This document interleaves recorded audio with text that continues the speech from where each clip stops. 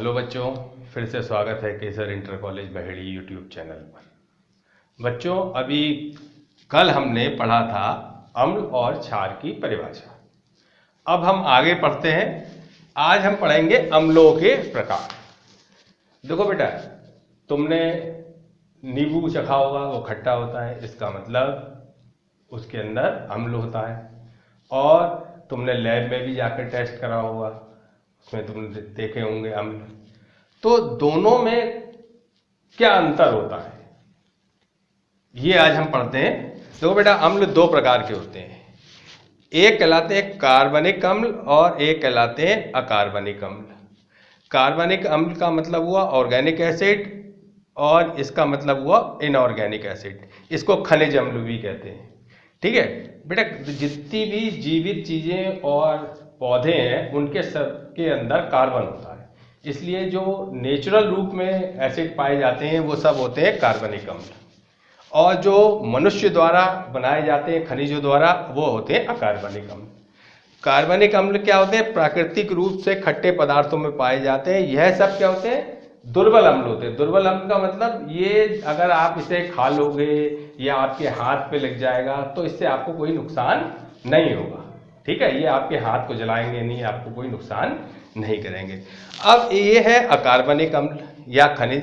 ये पृथ्वी से प्राप्त खनिजों से मनुष्य द्वारा बनाए गए अम्ल।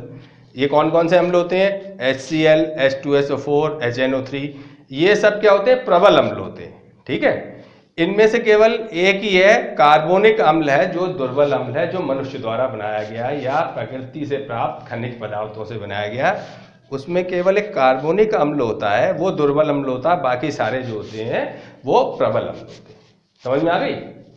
प्रबल अम्ल और जो दुर्बल अम्ल है। अब क्या होता है अम्लों की क्षारकता?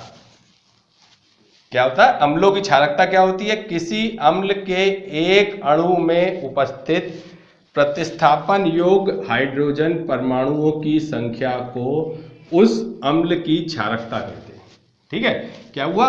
उसमें जितने प्रतिस्थापित योग्य हाइड्रोजन परमाणु होंगे, हाइड्रोजन परमाणु, ये ध्यान रखना यहाँ पे परमाणु है, वो उस अम्ल की क्षारकता कहलाती है। जैसे HCl है, इसमें कितने हाइड्रोजन है? एक, तो इसकी क्षारकता कितनी हो जाएगी? एक। HNO3, इसमें कितने हाइड्रोजन है? एक, तो इसकी क्षारकता हो जाएगी एक।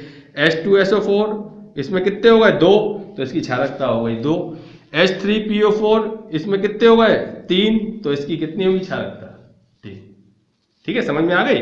यानी किसी अम्ल के में विस्थापन योग्य हाइड्रोजन परमाणुओं की संख्या, ये बात ध्यान रखना, परमाणु है यहाँ पे, ये बहुत इंपॉर्टेंट है, आगे चल के बताऊंगा क्यों है। परमाणुओं की संख्या को हम अम्ल की क्षारकता कहते हैं।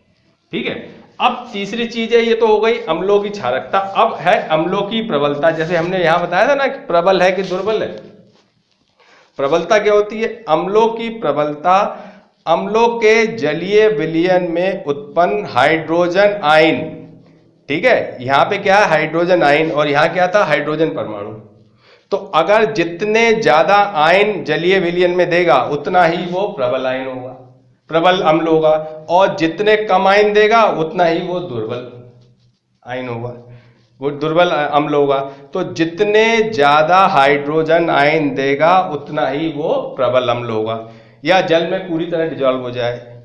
जैसे प्रबल अम्ल कौन कौन से? HCl, HNO3, H2SO4। ये कंप्लीटली डिजॉल्व, डिजॉल्व का मतलब घुल जाते हैं पानी में। और क्या होता है? ये सब इनके जो हाइड्रोजन होती हैं ये सब जो है आयन में बदल जाते हैं। दुर्बल अम्ल मैंने बताया एसिटिक अम्ल, एसिटिक एसिड, और कार्बोनिक अम्ल। मैंने यह बताया था कार्बोनिक अम्ल जो होता है दुर्बल अम्ल होता है, क्योंकि ये पूरी तरह से जल में नहीं घुलता। एसिटिक एसिड, सिरका जिसे कहते हो तुम, ठीक है, ये भी दुर्बल अम्ल होता है, ये भी पूरी तरह पानी में नहीं घुलता। ठीक है, अब हम पढ़ते हैं अम्लों की धातुओं के साथ क्या क्रिया होती है। ठीक है, अम्लों की धातु क्या होती है? जैसे आयरन है, सोडियम है, मैग्नीशियम है, जिंक है, ये सब जो है वो धातु है। इनके साथ अम्लों की क्या क्रिया होती है ये हम देखें। देखो, हमने ये आयरन लिया, इसमें ये हाइड्रोक्लोरिक एसिड डाला, तो हमने देखा ये फेरस क्लोराइड बना और हाइड्रोजन गैस बनी। ठीक है, आयरन के साथ HCl यानी हाइड्रोक्लोरिक अम्ल की क्रिया कराई तो फेरस क्लोराइड बना और हाइड्रोजन बनी। दूसरी बार हमने क्या करा, सोडियम की क्रिया कराई, सोडियम की HCl से क्रिया कराई तो हमने देखा 2NaCl प्लस H2 यानी कि सोडियम क्लोराइड बना और हाइड्रोजन गैस बनी। तीसरी बार हमने क्या करा, मैग्नीशियम लिया, ये भी धातु है, प्लस H2SO4 के साथ कराई, इस बार यहाँ पे HCl के साथ कराई क्योंकि ये भी अम्ल है। तो क्या करा हमने, मैग्नीशियम सल्फेट बना, ये इससे मिल गया और हाइड्रोजन गैस बनी। ठीक है, फिर हमने मैग्नीशियम की तीसरे अम्ल से क्रिया कराई, HNO3 से, नाइट्रिक अम्ल से। ये सल्फ्यूरिक अम्ल है, ये नाइट्रिक अम्ल है, ये हाइड्रोक्लोरिक अम्ल है। ठीक है, तो HNO3 से क्रिया कराई तो हमने क्या देखा कि मैग्नीशियम नाइट्रेट बनता है और हाइड्रोजन गैस बनी। ठीक है, ये क्या है मैग्नीशियम, ये क्या है नाइट्रिक अम्ल, HNO3 क्या बना, magnesium nitrate plus hydrogen gas. तो इन सब अभिक्रियाओं के आधार पर हम कह सकते हैं कि अम्ल जब धातुओं के साथ क्रिया करते हैं तो हाइड्रोजन गैस उत्पन्न होती है। ठीक है, देखो हर एक में हाइड्रोजन गैस बन रही है।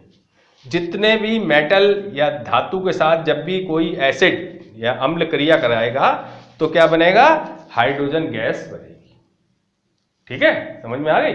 हाइड्रोजन गैस बनती है जब भी कोई अम्ल किसी धातु से क्रिया करता है तो हमेशा हाइड्रोजन गैस बनती है। ठीक है, समझ में आ गया।